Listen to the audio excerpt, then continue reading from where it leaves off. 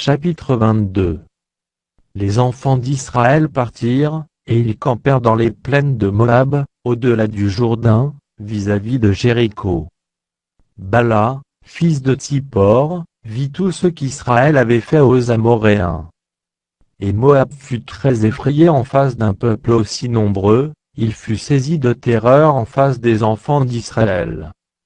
Moab dit aux anciens de Madian, « Cette multitude va dévorer tout ce qui nous entoure, comme le bœuf broute la verdure des champs. » Bala, fils de Tsippor, était alors roi de Moab. Il envoya des messagers auprès de Balaam, fils de Bor, à Petor sur le fleuve, dans le pays des fils de son peuple, afin de l'appeler et de lui dire « Voici, un peuple est sorti d'Égypte, il couvre la surface de la terre, et il habite vis-à-vis de moi.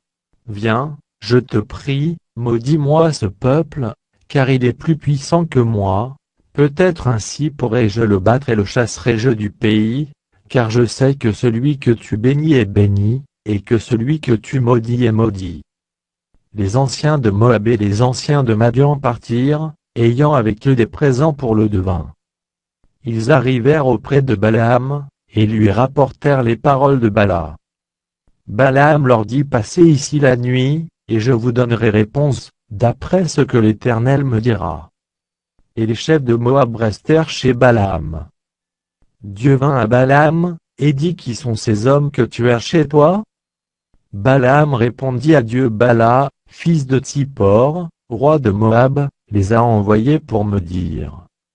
Voici, un peuple est sorti d'Égypte, et il couvre la surface de la terre, viens donc, maudis-le, peut-être ainsi pourrai-je le combattre, et le chasserai-je. Dieu dit à Balaam « Tu n'iras point avec eux, tu ne maudiras point ce peuple, car il est béni. » Balaam se leva le matin, et il dit au chef de Bala « Allez dans votre pays, car l'Éternel refuse de me laisser aller avec vous. » Et les princes de Moab se levèrent, retournèrent auprès de Bala, et dirent « Balaam a refusé de venir avec nous. » Bala envoya de nouveau des chefs en plus grand nombre, et plus considérés que les précédents.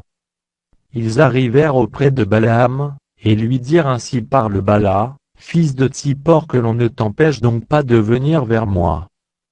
Car je te rendrai beaucoup d'honneur, et je ferai tout ce que tu me diras, viens, je te prie, maudis-moi ce peuple. » Balaam répondit et dit aux serviteurs de Bala, « Quand Bala me donnerait sa maison pleine d'argent et d'or, je ne pourrais faire aucune chose, ni petite ni grande, contre l'ordre de l'Éternel, mon Dieu.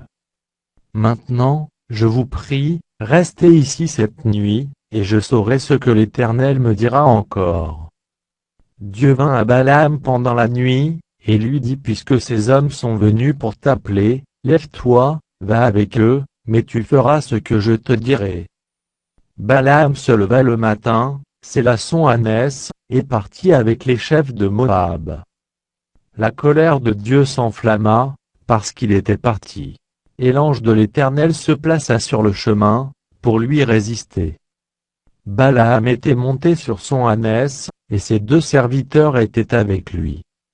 L'ânesse vit l'ange de l'Éternel qui se tenait sur le chemin, son épée nue dans la main, elle se détourna du chemin et alla dans les champs. Balaam frappa l'ânesse pour la ramener dans le chemin. L'ange de l'Éternel se plaça dans un sentier entre les vignes, il y avait un mur de chaque côté. L'ânesse vit l'ange de l'Éternel, elle se serra contre le mur, et pressa le pied de Balaam contre le mur. Balaam la frappa de nouveau. L'ange de l'Éternel passa plus loin, et se plaça dans un lieu où il n'y avait point d'espace pour se détourner à droite ou à gauche. L'ânesse vit l'ange de l'Éternel, et elle s'abattit sous Balaam. La colère de Balaam s'enflamma, et il frappa l'ânesse avec un bâton. L'Éternel ouvrit la bouche de l'ânesse, et elle dit à Balaam « Que t'ai-je fait, pour que tu m'aies frappé déjà 3 fois ?» Balaam répondit à l'ânesse « C'est parce que tu t'es moqué de moi.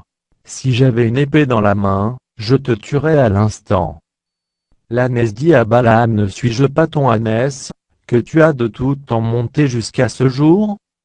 ai-je l'habitude de te faire ainsi? Et il répondit non. L'Éternel ouvrit les yeux de Balaam, et Balaam vit l'ange de l'Éternel qui se tenait sur le chemin, son épée nue dans la main, et il s'inclina, et se prosterna sur son visage. L'ange de l'Éternel lui dit: Pourquoi as-tu frappé ton ânesse déjà 3 fois? Voici, je suis sorti pour te résister, car c'est un chemin de perdition qui est devant moi.